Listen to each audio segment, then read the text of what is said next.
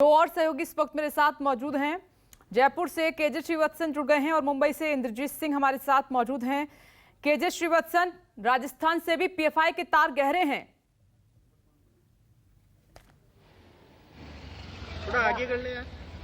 जी बिल्कुल, देखिए राजस्थान में पीएफआई की भूमिका काफी पहले से ही संदिग्ध थी। कोटा में पिछले साल पीएफआई को उसकी सबसे बड़ी रैली करने की इजाजत दी थी, उसमें भड़काऊ बयान दिए गए थे। इसके बाद उदयपुर में जो कन्हैयालाल हत्याकांड हुआ था, बर्बरतापूर्ण हत्या हुई थी कन्हैयालाल टेलर की, उसके आरोपियों की भी पीएफआई के साथ संबंध की बात सामने आने लगी थी।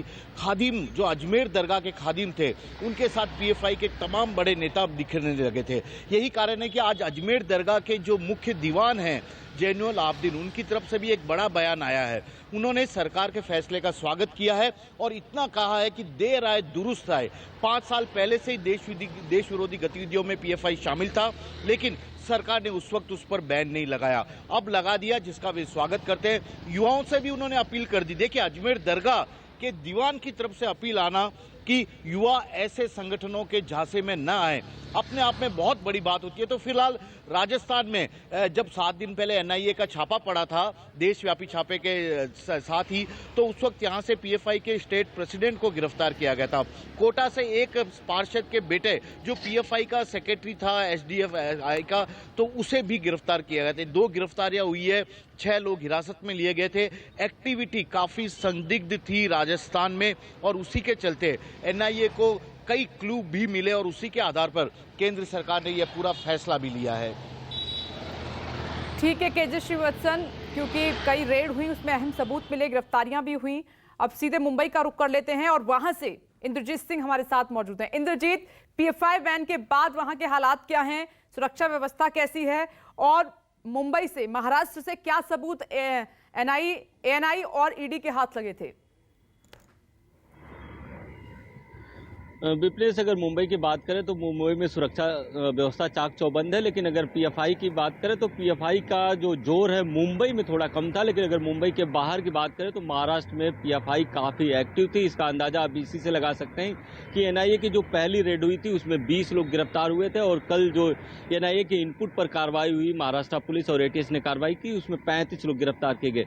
तो कहीं ना कहीं जो पीएफआई का जो रोल है महाराष्ट्र की अगर बात करें तो महाराष्ट्र में अमरावती और औरंगाबाद में काफ़ी गहरा है, क्योंकि जिस तरह से देखा गया था कि त्रिपुरा हिंसा को लेकर एक प्रोटेस्ट हो रहे थे लगातार महाराष्ट्र में दिसंबर महीने में 2021 में, उस प्रोटेस्ट में पीएफआई की भूमिका सामने आई थी, क्योंकि एक खास समुदाय की दुकानों को टारगेट किया जा रहा था, जलाया जा रहा था, और एक साथ ये हिंसा कई जगहों पर भड़क गई थी, और तभी बहुत सारे लोगों की गिरफ्तारी हुई थी, और तब उसमें पीएफआई का नाम आया था कि पीएफआई ने ये जो मोर्चा है ये ऑर्गेनाइज किया है, और इसके लिए परमिशन भी नहीं ली, जो पुलिस परमिशन की ज़रूरत होती है उसकी परमिशन भी नहीं ली थी।